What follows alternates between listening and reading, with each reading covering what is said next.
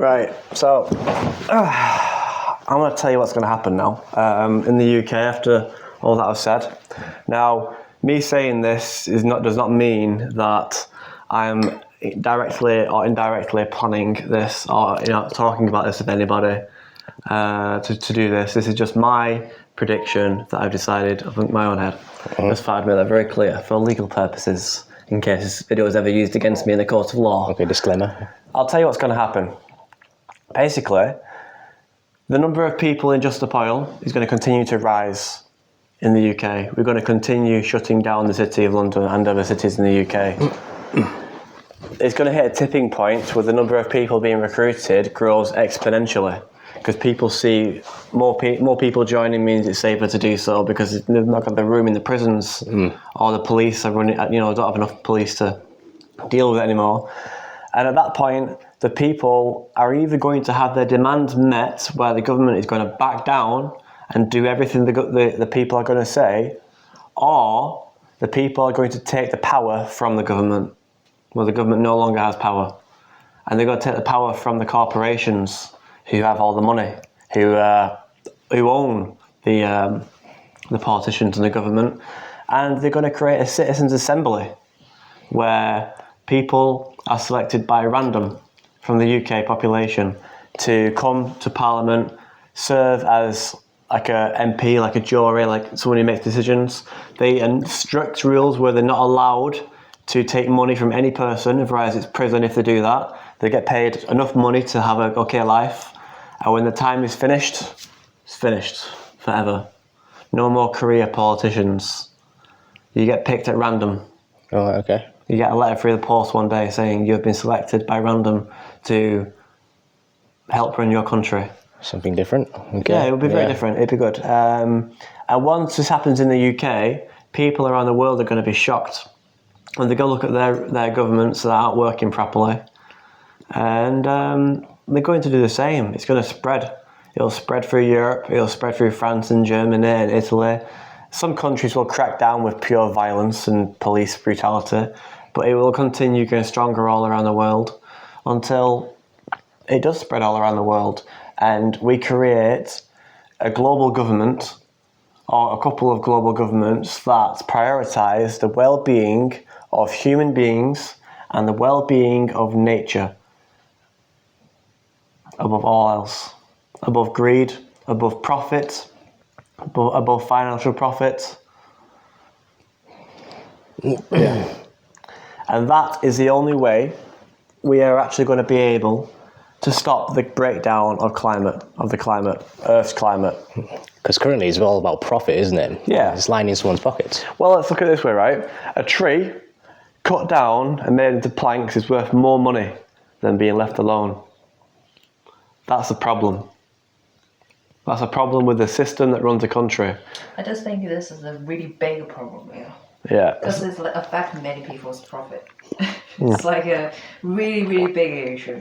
What's more important, the profit, money, or the entire living world?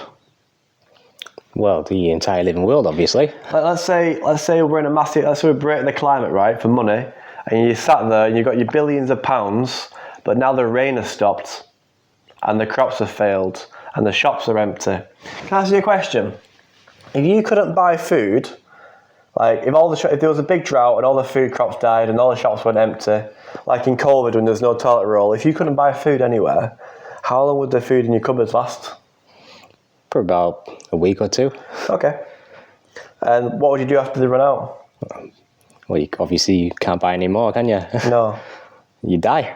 Okay. A question. Now, what if you were smart and you had like 4 or 5 years worth of food hidden in your house, right?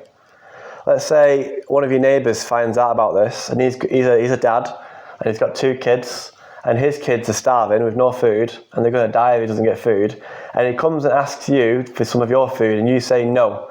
Do you think that he will take no as an answer? Of course not. What do you think he'll do?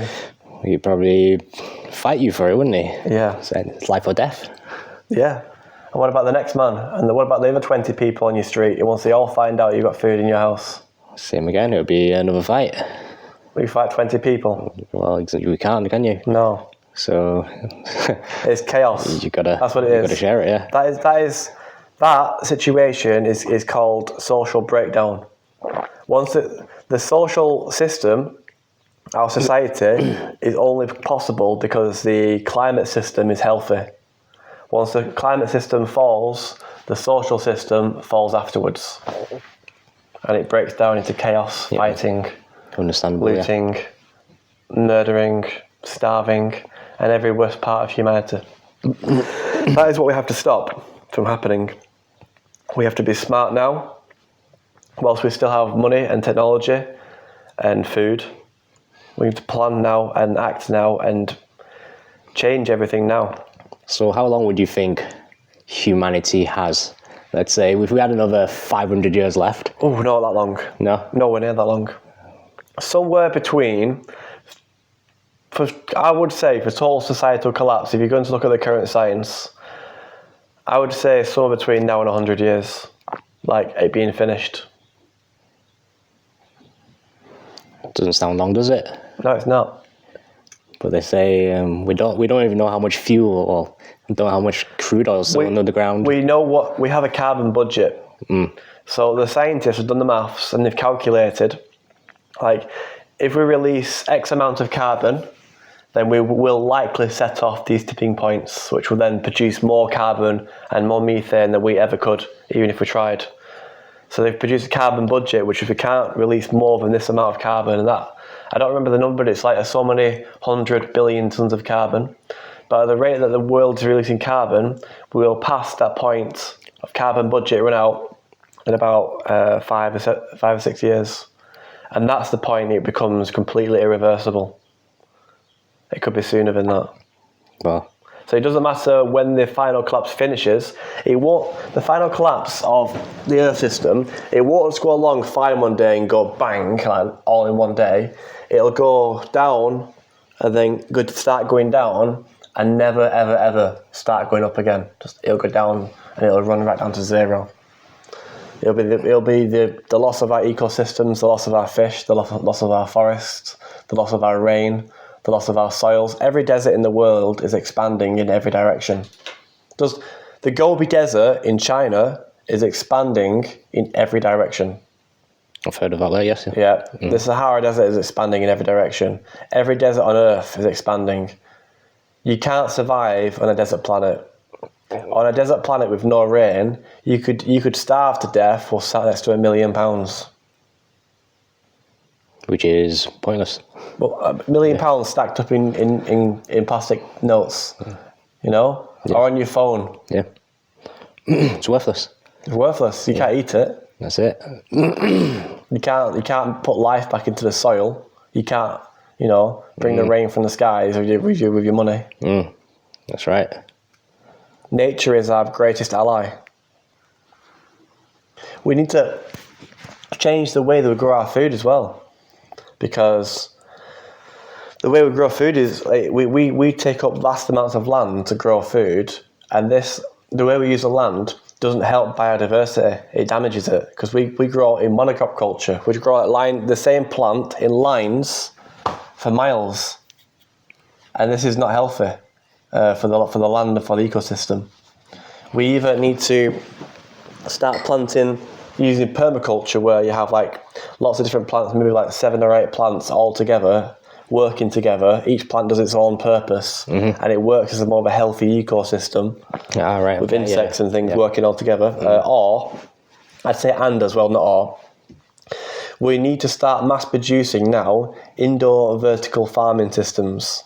I've seen these exist. This is a system, so you can get a shipping container with stacked layers of vegetables like lettuces and things growing under UV lights. So you can have a shelf stacked up with like all the way up, and it's controlled by robotic arms that fly along rails and clip leaves, and the robotic arm is controlled by an artificial intelligence machine learning algorithm, and these exist now. They're just very expensive to make. We need to mass produce these to bring the price down, where if there's a drought or if there's a fire or if the food production is protected. You understand? Sounds like something from a sci-fi movie, but it exists. Yeah. Humanity has already done so much damage to the world that we will see a massive loss of life on this planet. But if we act now, we can still save it and then turn it around. But even now, with the damage we've done, we're still going to need this technology now. So we need somebody to come along and do what Henry Ford did to the car industry in the early 1900s. Doesn't he have to invent the car? We need someone to come along and mass produce the car and make it really cheap. We need someone to figure out how to use modular, indoor, vertical farming systems built inside shipping containers that can be transferred to every country in the world. Because in African countries now, Africa is the first one is going to suffer from climate change because it's already the hottest place. They already have problems with rain. We need China and the European Union and the United States to team up together to provide these indoor vertical growing systems so that if the people have food and water where they live, they won't need to leave. If we continue on this path, then everyone in Africa is going to have to leave Africa. And this is going to be a shit show. Sorry to use my language, but people don't just get up and move nicely sometimes, you know? When you have millions of refugees all moving, some die from disease, some die from exposure from the elements, some die in violence and war, some die in some have like religious extremists like ISIS and other people take control and kill people, and the situation can get very ugly very fast. So we need to get these systems in place before this happens to stop this from happening. Understand? Yes. The climate crisis is going to create the largest humanitarian crisis in the history of mankind. And it's down to developed nations like China, the European Union, and the United States to step in and prevent it from happening. As a team, as one planet. Basically, the most developed regions of the world, like Shenzhen, I do actually follow Chinese economy and the Chinese culture and the Chinese governments. Yeah. The more developed areas of the world need to come together to save the whole world. Save humanity, isn't it? Yeah. Yeah, save humanity. Yeah. Powerful words. It's the truth. I got arrested 25 times protesting the British government, so when I say that, you believe me. Comes from the heart, doesn't it, that? Oh, it really does. Yeah. That's why I started my podcast, so I can say that from the heart, you know. I'd also like to say, actually get some record, that when I came out of prison at the end of last year, I was being held in prison with no trial, by the way, just waiting in the British prison to be seen for protesting. When I came out, I was given bail conditions that said I'm not allowed to talk about protesting with any person or any organisation by any means necessary. And if I break these bail conditions, I get thrown back into prison, in the UK prison, until July. Well, last week, on the 17th of April, that was changed. I still cannot do protesting myself, or plan protesting, which I'm not doing, but I can now talk about protesting, which I am doing. Yeah. I'd like to say that words can be a very powerful thing. You know, words are a way to convey an idea. And what is an idea, really? An idea can be anything. But the funny thing is about an idea is that an idea cannot be arrested. An idea cannot be imprisoned. An idea cannot be beaten or killed. An idea cannot be stopped by armies.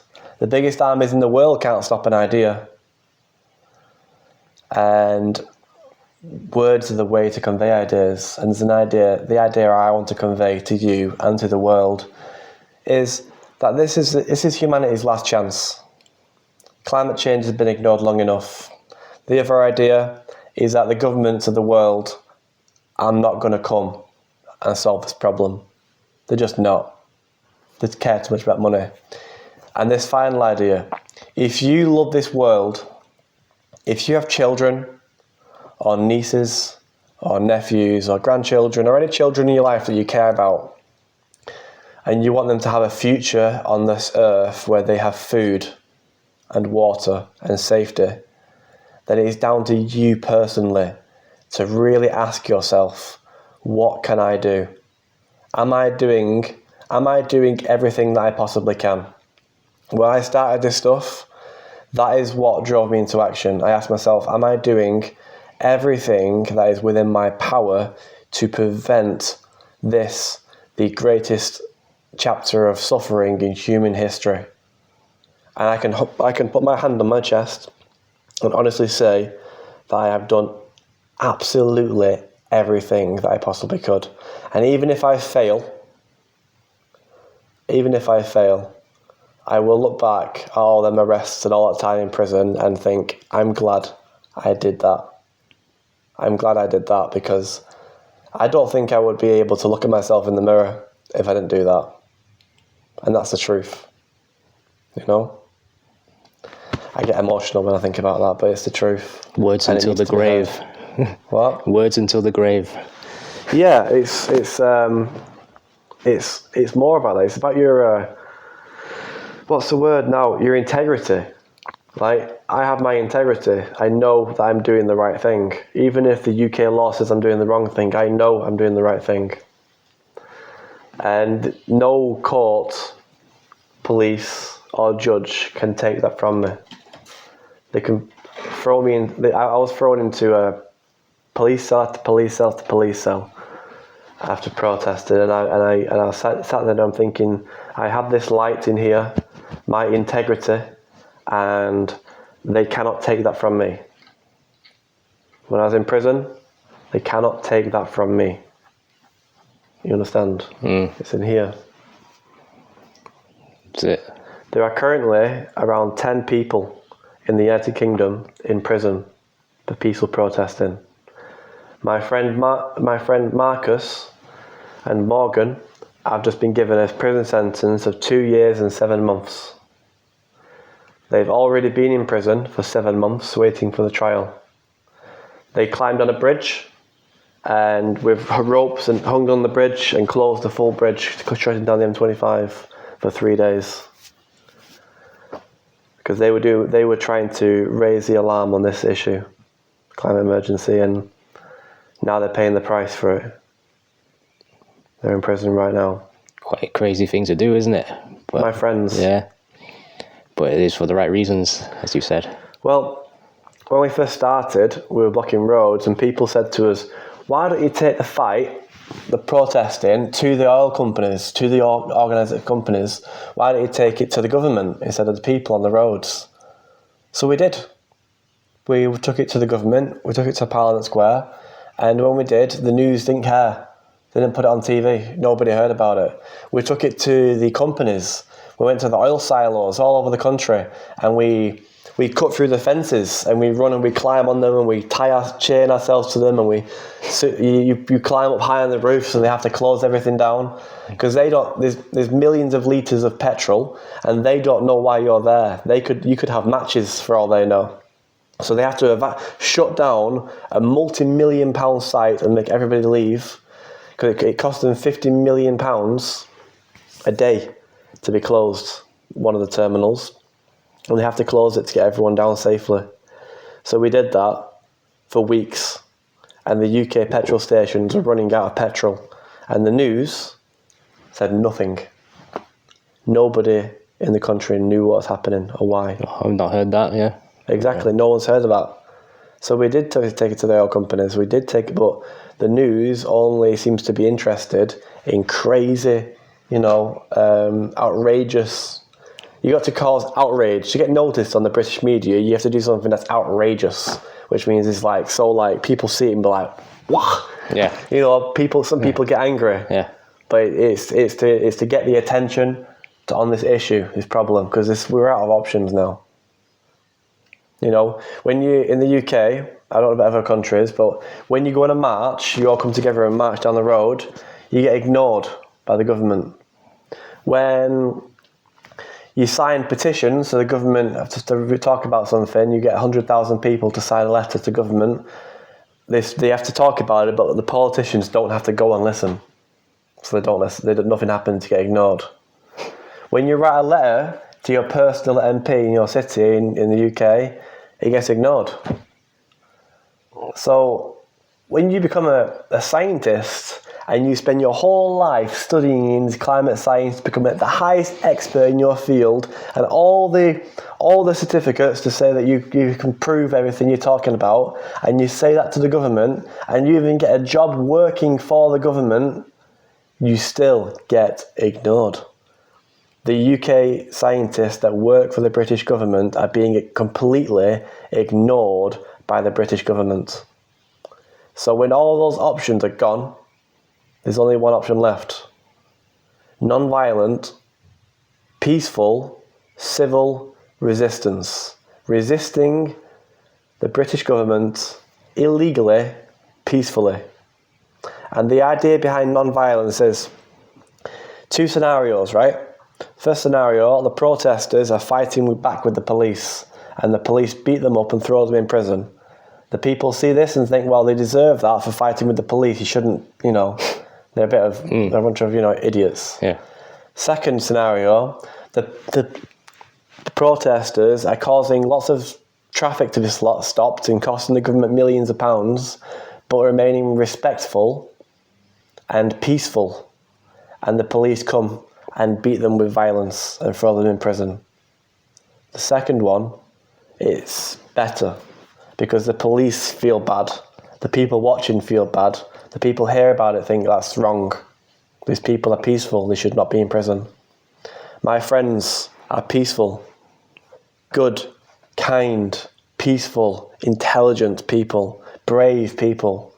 Every single one of them is very, very brave and kind, and they should not be in prison, but they are in prison right now. And I will be having them air on my podcast live from Prison Phone soon. Sounds good to you. Yeah.